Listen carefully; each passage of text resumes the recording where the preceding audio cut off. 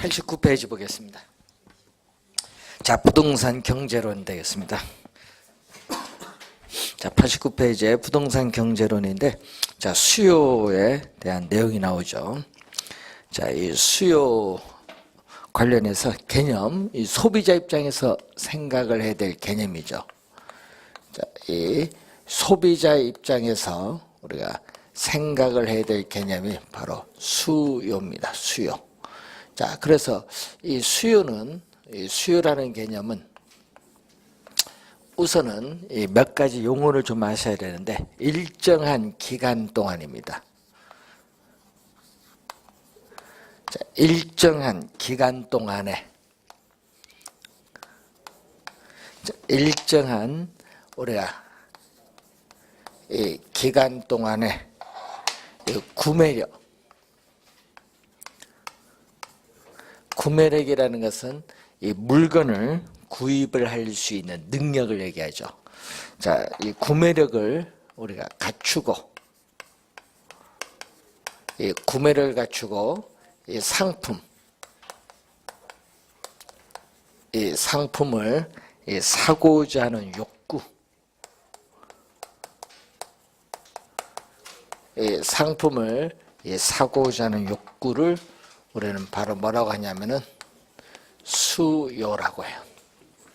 자, 일정한 기간 동안이라는 의미죠. 이 기간이 우리가 저번 시간에 보셨던 유량 개념입니다. 흐를 유자죠. 여러분이 이렇게 흐를 유자. 물이 흘러가다 얘기죠. 유량. 물이 흘러가는 개념이 플로우입니다. 플로우는 물이 흘러가듯이 시간도 흘러가는 거죠. 그래서 뭐 하루가 흘러가면 일주일이 흘러가면 주, 한 달이 흘러가면 월, 1년이 흘러가면 연이죠. 그래서 유량, 플로우 개념입니다. 시험 문제에 우리가 많이 출제를 했던 그런 용어죠. 유량 개념. 이제 15회 시험에 우리 출제했었죠. 그래서 시험 문제에 우리가 15회 시험 처음 나오고요. 18회 시험, 19회 시험, 20회 시험, 우리 출제고 22회, 24회 시험에 출제를 한 용어죠. 그래서 시험에 우리 6번 유량, 저량 개념이 출제했어요. 그래서 많이 출제가 되는 개념이거든요. 그래서 유량 개념은 좀 중요하니까 좀 여러분이 신경 써서 유량, 저량 개념, 우리 저번 시간에 배웠는데 좀 신경 써서 우리 알아둬야 되고, 기간이 들어가면 유량 개념, 이 시점이 들어가면 저량 개념입니다. 자, 일정한 기간 동안의 구매력은 물건을 구입을 할 수 있는 능력인데, 이 구매력은 여러분이 소득 중에서 소비하고 남은 금액을 저축을 하는데, 이 저축을 가지고 구매력 구성하기는 어렵죠. 왜냐? 부동산은 고가의 상품이기 때문에 일정한 자금은 또 금융기관, 부동산은 고가의 상품이기 때문에 일정한 자금은 금융기관 대출을 또 필요로 해요. 그래서 이 저축액과 대출금을 더해서 구매력을 형성합니다. 자, 구매력을 갖추고 우리가 상품을 우리가 사고자 하는 욕구인데, 이 상품을 사고자 하는 욕구를 우리는 수요라고 하는데, 사고자 하는 것은 사전적 개념이다. 이 사전적. 자, 이 사후적으로 실현된 개념이 아니라 사전적 개념. 이 사전적 개념이라는 것은 말 그대로 의도된, 사고자 하는 의도된, 계획된 양, 사고자 하는 의도된, 계획된 양을 의미하는 우리 사전적 개념이지, 이 사후적 개념인 실제로 구매한 양을 의미하는 건 아니죠. 자, 여러분, 사고자 하는 의도된, 계획된 양은 10개인데 실제는 3개 구매할 수도 있잖아요. 그래서 의도된 양과 실제 구매한 양은 같지 않을 수도 있습니다. 자, 그래서 사전적 개념이라는 거, 사전적 개념. 자, 우선은 시험 문제는 이게 좀 중요하죠. 유량 개념 좀 우리가 신경을 써 두셔야 되겠습니다. 자, 이 수요 개념, 또 우리 우리가 1회 시험에 출제된 용어고 또 21회 시험에 수요도 출제됐지만요. 이 수요량이 나왔어요. 예? 예? 수요량은 21회, 27회 작년에는 공급이 출제했거든요. 그래서 여러분이 개념을 우리 잘 묻는데 이 수요량은 수요와 다릅니다. 소비자들이 일정한 기간 동안에 구매력을 갖추고 주어진 구매력을 갖추고 이 주어진 특정 가격 수준, 이 주어진 특정 가격 수준, 예를 뭐 평당 뭐 우리 1,000만 원 이런 특정 가격 수준에서 상품을 우리가 사고자 하는 이 최대 수량을 얘기합니다. 그래서 여러분 주의해야 될 거는 또 최대 수량이라는 거. 이 특정 가격 수준에서 상품을 사고자 하는 최대 수량인데, 그래서 여러분 평당 1,000만 원에서 상품을 사고자 하는 최대 수량이 50채다. 그럼 그 50채가 수요량이 되는 거예요. 최대라는 걸 주의 좀 해두셔야겠죠. 최대. 그래서 89페이지 위에서 세 번째 보시면은 최대 수량할 때 최대가 동그라미 쳐두면 되겠네요. 자, 최대의 개념이고, 자, 이때 요 구매력을 갖추고 했잖아요. 이 구매력을 갖추고는 우리가 유효 수요, 이 실질적인 구매력을 갖춘 수요를 우리는 유효 수요다 이렇게 보시면 되는데, 자, 그러면 여러분 교재 90페이지에 보시면은 부동산 수요의 분류가 나오는데 거기 유효 수요와 잠재적 수요라는 용어가 나오죠. 자, 그러면 이 아까 유효 수요는 이 실질적인 구매력을 갖춘 수요거든요. 자, 이 실질적인 구매력, 자, 이 실질적인 이 구매력을 갖춘 수요를 유효 수요라고 해요. 실질적인 구매력을 갖춘 수요. 자, 그러면은 이 유효 수요는 실질적인 구매력을 갖춘 수요인데, 그럼 유효 수요와 이 잠재적 수요는 어떤 의미를 가지고 있느냐? 자, 이 유효 수요는 이 부동산 시장의 가격 경쟁에 실질적으로 참여하고자 하는 수요가 유효 수요잖아요. 그렇기 때문에 부동산을 살 의사가 있느냐? 자, 이 부동산을 살 의사를 우리는 욕구라고 해요. 욕구. 부동산을 살 의사가 있느냐? 예? 그리고 그 부동산에 대해서 또 지불할 수 있는 능력이 있느냐? 지불 능력.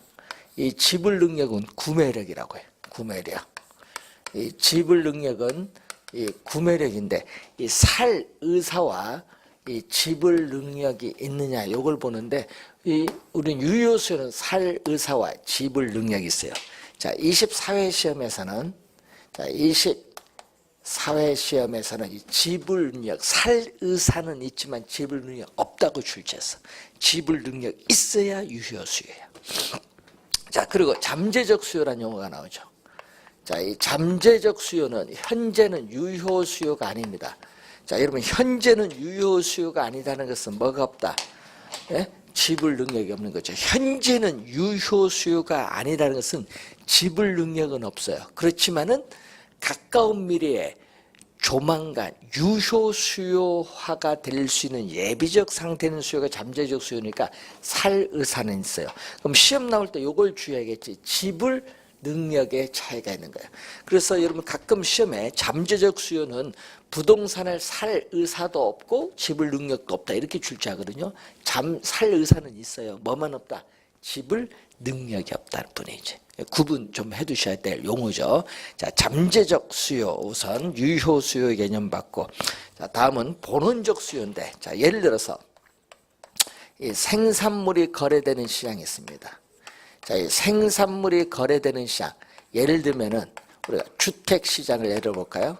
자, 이 생산물이 거래되는 시장에 주택 시장이 있어요. 자, 이 주택 시장에서 이 소비자들은 이 주택에 대한 수요가 증가하고 있어요. 자, 주택에 대한 수요가 증가하면 이 주택 건설 사업자인 기업은 주택을 만들어서 공급을 해야 되는데, 주택을 만들렸더니 땅이 필요해요. 그래서 이 생산, 요소가 거래되는 시장에서 뭐를? 이 땅을 사와서 이 땅 위에 뭐를 만들어서 주택을 만들어서 공급을 해야 돼요. 시차가 있잖아요. 그러면 땅을 사와야 되니까 뭐죠? 주택 지을 땅을 우리는 뭐죠? 택지. 이 택지 중에서도 주거 용지죠. 이 택지인 이 주거 용지에 대한 수요가 증가합니다. 이 택지인 주거 용지에 대한 수요가 증가한데 제일 먼저 여기 나타나거든요. 주택에 대한 수요가 먼저 나타난다. 이걸 1차적인 수요. 여러분 주택에 대한 수요가 먼저 나타난다고 해서 1차적인 수요라고 하는데 이 1차적 수요를 우리는 본원적 수요라고 해요. 그래서 우리가 프라이머리 요걸 우리는 번역을 한 거거든요. 프라이머리는 1차적 수요인데 본원적 수요라고 해요. 본원적 수요. 우리 경제론에서는 본원적 수요, 1차적 수요입니다. 뒤이어서 요게 나타나죠. 요게 1차적 수요고 뒤이어서 나타나는 두 번째 2차적 수요를 뭐라고 한다? 파생 수요. 파생. 예? 우리 세컨. 여러분 세컨더리 2차. 두 번째 2차적인 수요. 이것을 파생 수요라고 해요. 그래서 본원적 수요, 파생 수요의 용어거든요. 1차적 수요인 본원적 수요, 2차적 수요인 파생 수요. 그래서 생산 요소인 토지, 생산 요소인 토지에 대한 수요, 즉 이 생산 요소에 대한 수요는 일반적으로 파생 수요를 의미합니다. 생산 요소에 대한 수요는 일반적으로 파생 수요를 의미한다. 자, 91페이지에 거기 보시면 실수요와 가수요가 있죠. 자, 이런 부동산을 취득을 하고 나서 부동산을 이용하고 관리할 의사가 있다. 그러면 실제 수요야, 실수요라고 해요. 근데 가짜 수요, 가수요가 있거든요. 부동산을 취득을 하고 나서 이용 관리할 의사가 없어. 어떻게 돼요? 집가 상승을 기대할 목적으로 수요하는 거야. 이거 투기적 수요라고 해. 가수요를 다른 말로 투기적 수요. 그러니까 우리 투기적 수요 하면 투기를 유발한다는 의미에서 사용을 잘 안 하죠. 가수요라는 용어를 많이 사용하지. 가수요, 투기적 수요를 의미합니다. 자, 부동산 수요의 특징을 보면은 부동산은 일반 상품과는 달리 가격이 비싸요. 고가의 상품이다. 자, 여러분이 이 부동산은 일반 상품과는 달리 이렇게 비싸요. 고가의 상품이기 때문에 뭐가 한다?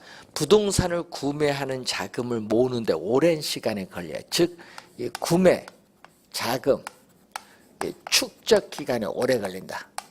축적 모으는 이 기간에 이 장기성이 나타나요. 그러다 보니까 이 오래 걸리니까 어떻게 돼요?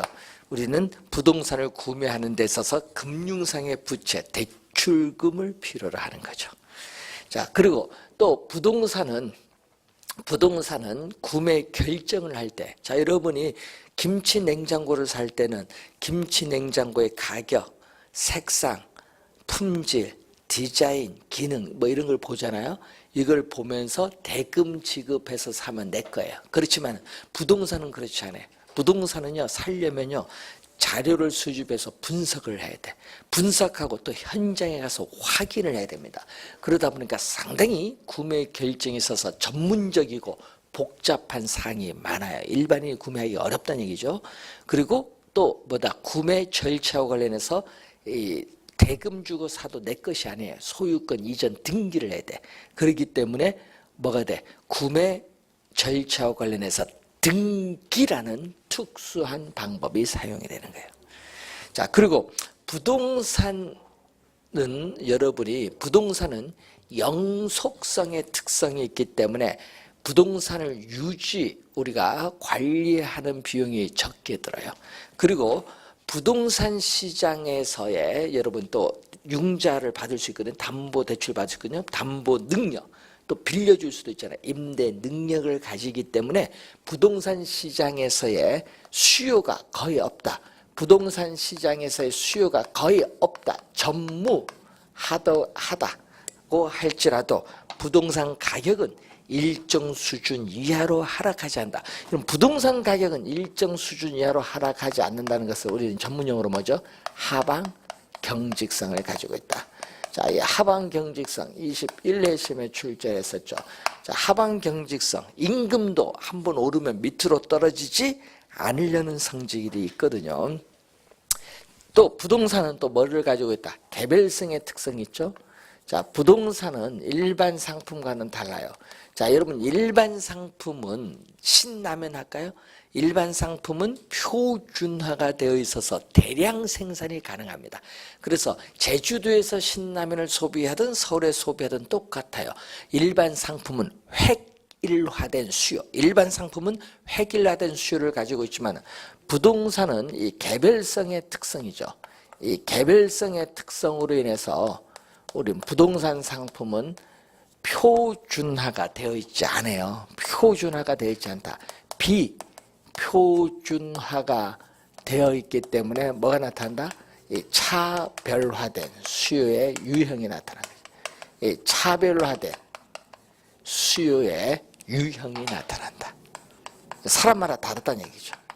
차별화된 수요의 유형이 나타난다는 특징을 가지고 있어요. 일반 상품은 획일화된 수요지만은 부동산 상품은 차별화된 수요의 유형을 가지고 있다. 자, 92페이지 보시면은 우리가 수요의 법칙이 나오죠. 자, 이 수요 법칙이 나오는데, 자, 이 수요 법칙은 또 우리가 17회 시험에 또 한번 출제를 또 한 용어죠. 이 수요 법칙. 자, 이 수요 법칙이라는 것은 분석하고 있는 변수인 이 가격을 제외한 다른 요인, 조건들은 아무런 변화가 없다. 자, 분석하고 있는 변수인 이 가격을 제외한 다른 요인, 조건들은 아무런 변화가 없다. 일정, 불변이다. 아무런 변화가 없어요. 단지 가격만 변하거든요. 그럼 가격이 오르면, 자, 가격이 오르면 소비자들은 그 상품에 대한 수요량을 줄일 것이고, 가격이 하락을 하면은 소비자들은 그 상품에 대한 수요량을 늘리겠죠. 이러한 이 가격과 수요량 사이의 관계를 나타내는 것을 수요 법칙인데, 이렇게 변동 방향 보세요. 화살표의 변동 방향이, 화살표의 변동 방향이 반대로 변동하면 이때 경제이론에서 마이너스라고 해요. 반대로 변동하면 경제이론에서 마이너스를 음이죠. 또는 반대로 변동하니까 역, 음의 관계. 자, 음의 관계 또는 역관계에 있다. 음의 관계, 역관계 또는 반비례라고 해요. 음의 관계, 역관계, 반비례, 반대로 변동하는 반비례 관계에 있다고 하죠. 자, 그러면 이 수요 법칙을 이렇게 직교 평면 좌표상에 그래프로 나타낸 것을 수요 곡선인데, 이 종축은 우리가 가격이 프라이스죠. 그래서 여기서 P를 우리가 따고, 이 횡축은 수요량입니다. 우리가 양은 퀀터티, Q로 따고 수요는 디맨드니까 그래서 QD, 수요량은 이렇게 표현합니다. 자, 그럼 예를 들어서 커피가, 자, 아메리카노 한 잔이, 자, 여러분 아메리카노 한 잔이 10,000원이다. 그 10,000원이니까 비싸요. 안 사 먹죠? 예? 예? 커피, 예, 아메리카노 한 잔이 우리가 10,000원이다. 그럼 량이 제로야. 안 사 먹는다는 얘기죠. 근데 10,000원이 아니라 얼마? 우리가 아메리카노 한 잔이 10,000원이라 7,000원으로 떨어졌어. 그러면 싸졌으니까, 그럼 한 잔 마셔볼까? 얘기죠. 7,000원대 한 잔 소비를 해요. 근데 더 떨어졌어. 자, 얼마? 아메리카노 한 잔이 4,000원이 됐어. 그러면 얼마? 이제 몇 잔 먹어야 이제 하루에 석 잔 한 잔 먹다가 싸졌으니까. 그런데 또 1,000원으로 떨어졌어.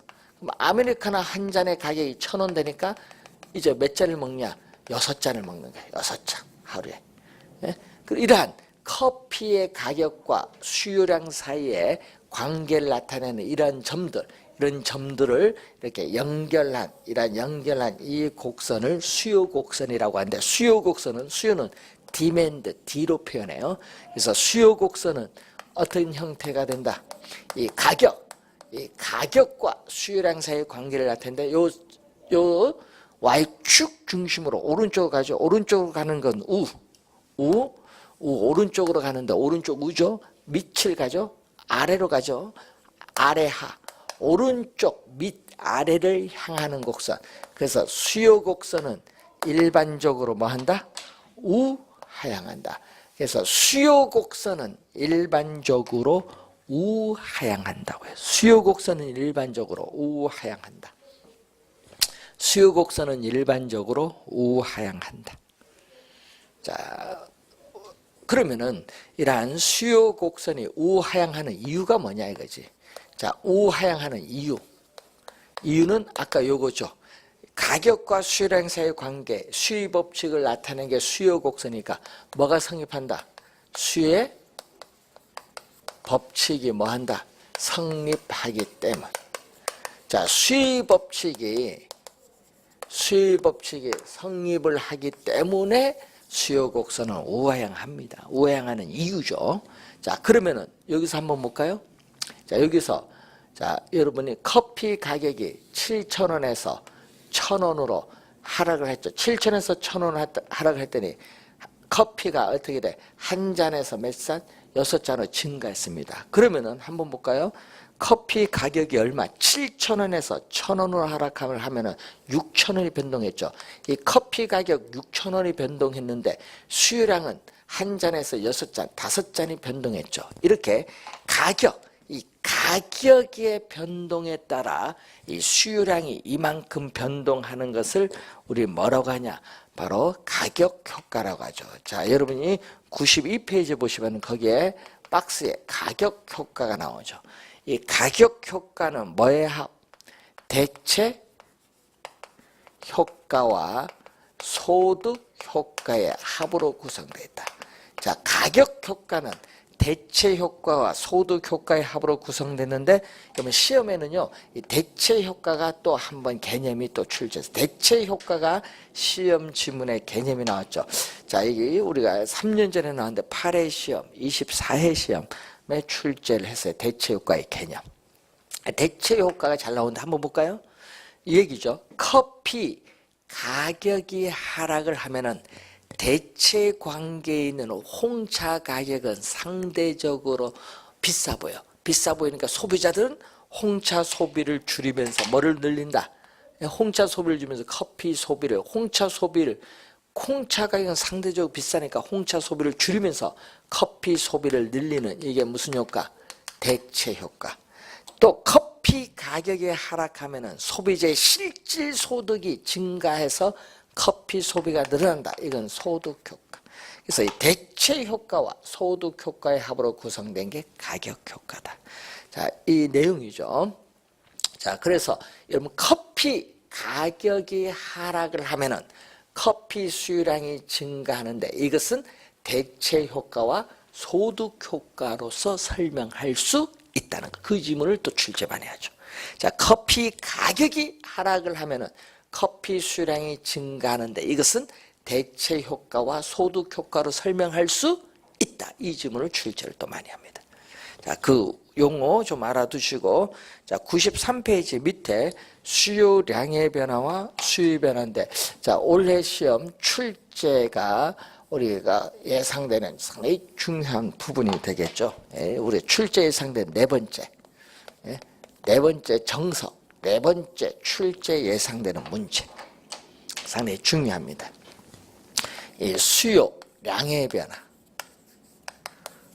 자, 이 수요량의 변화와 이 수의 변화가 있습니다. 자, 상당히 중요한 개념인데, 자, 올해 잘 공부해 두셔야 돼요. 수요량의 변화와 수의 변화다. 자, 수요량의 변화는 뭐가 변한다? 가격이 변하겠지. 자, 가격이 변한다. 자, 가격이 우리가 변하는 내용이죠. 가격이 우리는 변한다. 이 수요량의 변화는 이 가격이 변해요. 그리고 가격이 변하고 가격 이외에 다른 요인들은 아무런 변화가 없다. 일정 불변이야. 가격만 변하고 가격 이외에 다른 요인들은 아무런 변화가 없다. 아무런 변화가 없다. 고정되어 있다. 일정 불변이라고 가정하죠. 그리고 수요 변화는 여러분 수요량의 변화는 가격이 변하는데 수요의 변화는 가격은 변화가 없어. 가격은 변화가 없고요. 수요의 변화는 가격은 변화가 없고 위에서 여기서 일정하다고 가정했던 요인이 변하는 거야. 그래서 가격은 변하지 않고 위에서 일정하다고 가정했던 요인이 변하는 겁니다. 그래서 가격은 변하지 않고 가격 이외의 요인이 변하는 것이 가격 이외에 우리가 요인이 변한다. 자, 그 얘기죠. 자, 그러면은 이 가격이 변하면은 자, 수요량에 변해서 가격이 변하면은 수요 곡선 우선 상에서 이동한다. 수요 곡선 상에서 이동하는 거죠. 수요 곡선 상에서 이동한다. 자, 여기서 주의할 건요. 가격이 변하면은 수요 곡선 이 상에서 이동했을 때 수요량의 변화다. 이 지문. 이 지문을 잘 봐야겠죠. 우리가 21회 시험에 또 출제를 했죠. 잘 봐야 돼요. 요거 상에서 하는 거. 이 가격이 변하면 수요 곡선 상에서 이동할 때를 수요량의 변화다. 자, 이 그림 보세요. 이 그림을 보면은 커피 가격이 7,000원. 이 점을 A점, 이 점을 B점이라고 하면은 커피 가격이 7,000원일 때 한 잔인데 이 A점이 커피 가격이 1,000원으로 하락을 하면은 이 A점이 수요 곡선을 따라서 B점으로 이동해요. 이렇게 이 수요 곡선 상, 이 수요 곡선 이 상에서 이동하죠. 수요 곡선 이 상에서 이동한 상에서 이 상이라는 말이 나오면 수요량의 변화고요. 상이 없어요. 지문에 상이 없어. 상이 없으면 수요의 변화예요. 이걸 21회 시험에 출제한 거예요. 그러니까 상이 있나 없나 잘 봐야 돼. 요거 공급에서는 작년에 또 출제했어. 그러니까 여러분 상이 있으면 수요량의 변화, 상이 없으면 무슨 변화? 수요의 변화. 이걸 잘 구분해 두셔야 돼. 시험에 나오면 잘 틀려요. 자, 그러면은 여기서 우리가 수요의 변화는 얘기겠죠. 가격, 수요량이 주어졌는데 수요 곡선은 일반적으로 우하향합니다. 수요 곡선은 일반적으로 우하향하는데 가격은 P0 변화가 없어요. 자, 이때 어떻게 돼요? 요게 수요량이 요게 Q0, 여기도 뭐죠? Q0지. Q0. 이만큼 소비하고 있어요. 수요 곡선과 만나는 점에서 P0 가격순에서 소비를 하고 있어요. 자, 그런데 문제는 뭐냐? 이 수요 변화는 이 가격 P0는 변화가 없거든요. 변화가 없어. 가격은 변화없는데 가격 이외의 요인, 뭐 여러 요인이 있겠죠. 이외의 요인이 변하면은 동일한 이 P0 동일한 가격 수준에서 수요량이 증가해서 수요 곡선 자체가 우측으로 이동할 수 있고 또 동일한 가격 수준에서 수요량이 감소해서 수요 곡선 자체가 왼쪽으로 이동할 수 있어요. 이렇게 동일한 가격 수준에서 수요량이 증가를 해서 수요 곡선 자체가 우측으로 이동하는 것을 수요의 증가라고 하죠. 자, 이 수요의 증가, 여러분 요 수요의 증가 박스를 통해서 문제를 26회 시험에 출제를 했죠. 그리고 수요 곡선 자체가 왼쪽으로 이동하는 건 수요의 감소인데 이 그림을 가지고 출제는 17회, 또 박스를 통해서 시험 문제 25회 시험에 출제를 했어요. 자, 그리고 요 전체를 묻는 문제죠. 이 전체에 관련된 문제가 많이 출제했었죠. 자, 우리가 7회 시험 출제했죠. 18회 시험 출제했죠. 19회 시험 출제했죠. 우리가 또 1회 시험에 또 출제를 했죠. 시험에 많이 나오죠, 보면은. 예? 그래서 시험 문제에 자주 출제가 되는 중요한 유형의 문제가 수요량의 변화와 우리가 수요의 변화입니다. 예? 그래서 잘 확인을 우선은 해 두셔야 될 부분이 여기죠. 그래서 이쪽에 또 우리가 관련해서 우리가 시험 문제에 자주 출제를 또 하는 부분. 시험 문제 많이 나온다는 얘기죠. 내년 올해죠. 28회 시험에도 출제가 예상이 돼요. 이쪽에. 그래서 잘 봐두셔야 되는데 요거 주의하겠죠. 수요의 변화, 즉 수요 곡선 자체가 이동하거든요. 가격 이외에 요인이 변하면 이 그림에서처럼 가격 이외의 요인이 변하면 수요 곡선 자체가 우측으로 이동하느냐 좌측으로 이동하느냐. 이 수요 곡선 자체가 이동한다. 수요 곡선 자체가 이동을 한다. 수위 변화는 수요 곡선 자체가 이동하는데 수요 곡선 자체가 오른쪽으로 이동하면 수위 증가, 수요 곡선 자체가 왼쪽으로 이동하면 수요의 감소예요. 자, 그러면 이 수요 곡선 자체가 이동시키는 요인이 어떤 요인이냐? 자, 수요 곡선 자체를 이동시키는 요인, 어떤 요인이냐? 이걸 보는데 여기서 주의해야 될 것은 대표적으로 뭐다? 소득이야. 수요의 전형적인 변화 요인이죠. 소득이 증가하면 어떻게 돼요? 자, 소득이 증가할 때 소비자들의 수요량이 증가할 수도 있고 감소할 수도 있어요. 자, 소득이 증가할 때 소비자들의 수요량이 증가할 수도 있고 감소할 수도 있다. 수요량이 증가할 때를 이 상품을 우리는 정상제라고 해요. 정상제. 여러분 우등생 옛날 보면 열등생이 있듯이 우등제 또는 상급제라고 해요. 자, 소득이 증가할 때 수요량이 줄어든 상품을 우리는 우등제에 대해서 열등제, 그리고 상급제에 대해서 하급제화다. 이렇게 설명하죠. 자, 그러면은 여러분 소득이 증가했을 때 수요량이 증가하는 상품 소고기. 그럼 소고기에 대해서 소득이 증가했을 때 수요량이 오히려 줄어든 상품은 돼지고기. 그럼 소고기가 정상제라면 소고기에 대해서 돼지고기는 뭐다? 열등제다. 이런 얘기입니다. 자, 우선은 관련해서 19회 시험에 우리가 여기서 또 출제를 했었죠. 19회 시험에. 자, 또 기호가 중요하죠. 여러분 소비자의 선호, 아파트에 대한 선호, 우리가 선호, 또 25회 시험에 선호와 인구, 요거 두 개 다 출제했었죠. 자, 이 선호, 인구가 출제했는데, 자, 여러분이 우리가 관련해서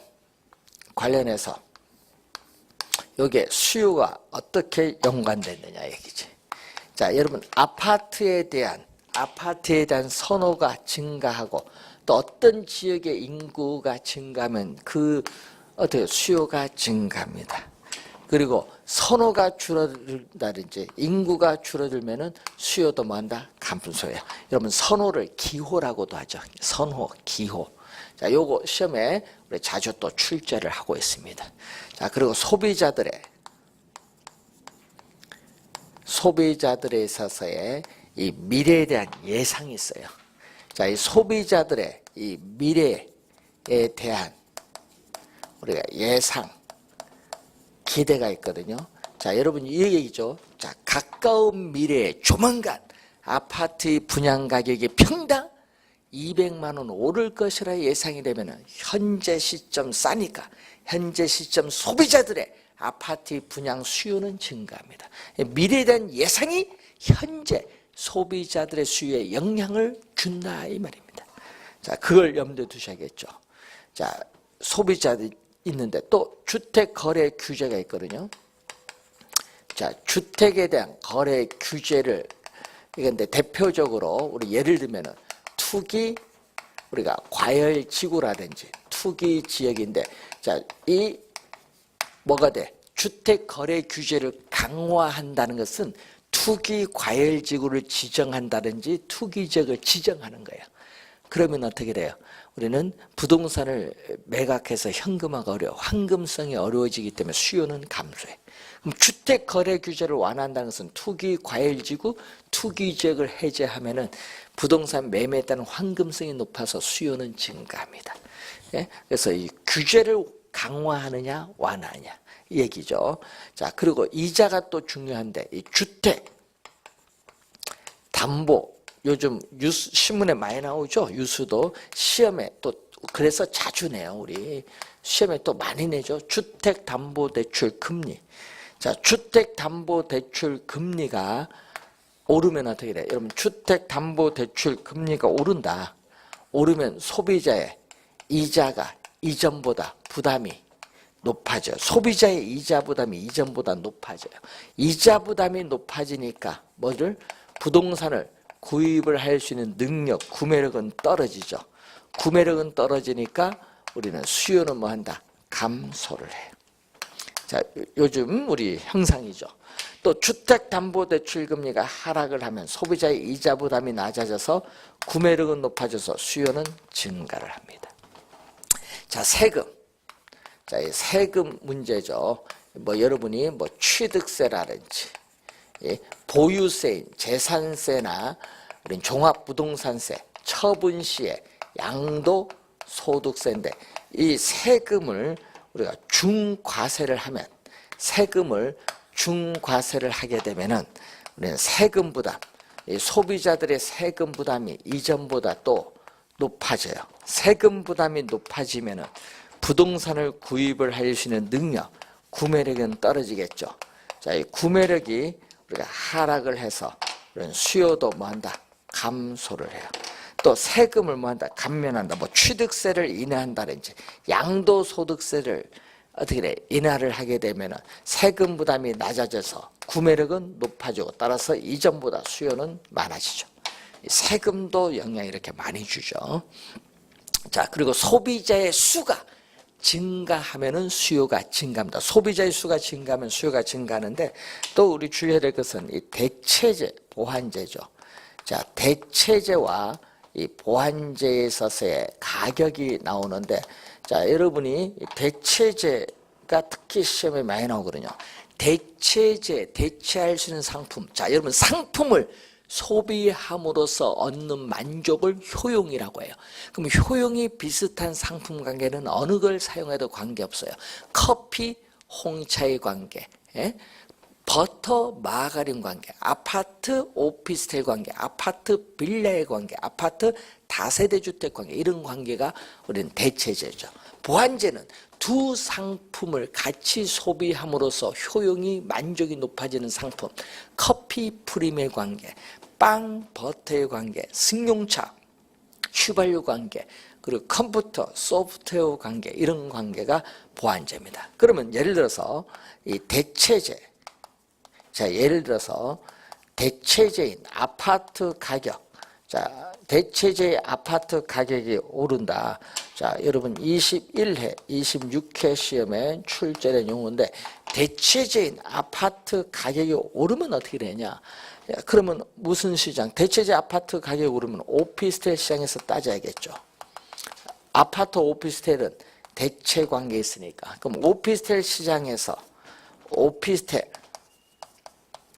우리는 가격이죠. 자, 여러분이 제가 그림을 좀 그려드리는 건데 가격이 지금 시장에서 오피스텔 가격은 변화가 없어요. 이때 Q0만큼 소비를 하고 있습니다. 그런데 시장에서 아까 얘기했지만 대체진 아파트 가격은 다른 이유는 변화가 없어요. 아파트 오피스텔 가격은 변화가 없어요. 그런데 대체진 아파트 가격이 오르면요. 오피스텔 가격은 시장에서 변화가 없지만 아파트 가격이 오른 것만큼 소비자들이 느끼기에는 상대적으로 하락한 셈이 돼요. 상대적으로 오피스텔 가격은 시장에서는 변화 없지만 상대적으로 아파트 가격이 오른 것만큼 하락을 합니다. 그렇기 때문에 소비자들은 비싼 아파트 소비를 줄이면서 오피스텔 소비를 이렇게 늘려요. 동일한 가격 수준에서 수요량을 증가시켜서 수요 곡선 자체를 우측으로 이동해요. 수요의 증가가 돼요. 수요의 증가. 자, 이런 우리가 용어고. 그럼 예를 들어서 보완제는 어떻게 돼요? 자, 보완제인 커피. 자, 보완제인 커피 가격이 오르면 어떻게 되냐? 자, 무슨 시장에서 따진다? 또 프림 시장에서 따져야지. 자, 이 프림 시장에서 이 프림 가격 수요량이죠. 자, 수요 곡선은 우하향한데 가격은 또 변화가 없죠. 프림 가격은 시장에서 변화가 없어요. 자, 지금 현재 Q0만큼 소비하고 있어요. 자, 커피 가격이 보완제인 커피 가격이 오르면은 수요 법칙, 이 수요 법칙에 따라 커피 수요량은 줄어들죠. 커피 가격이 오르면 수요 법칙에 따라 커피 수요량이 줄어들어요. 그럼 같이 넣어 마시는 프림도 줄어들죠. 동일한 가격 순에서 프림 수요량이 또 줄어들어서 수요 곡선 자체가 왼쪽으로 이동해요. 그래서 대체재 가격이 오르면 수요의 증가 요인, 보완제 가격이 오르면 수요의 감소 요인이 되는 거예요. 사례를 넣고 생각을 하시면 쉽게 이해가 됩니다. 원래 출제 예상되거든요. 그래서 특히 여러분 수요량의 변화, 수요 변화 잘 받으시고 요인 관련해서 잘 이해를 해 두셔야 됩니다. 시험에 원래 출제가 예상되는 부분입니다. 자, 그래서 여러분 우리가 교재에 있어서 이 수요 이론을 맞추고요. 우리가 잠시 쉬고 다음 시간에 99페이지 공급 이론 들어가겠습니다.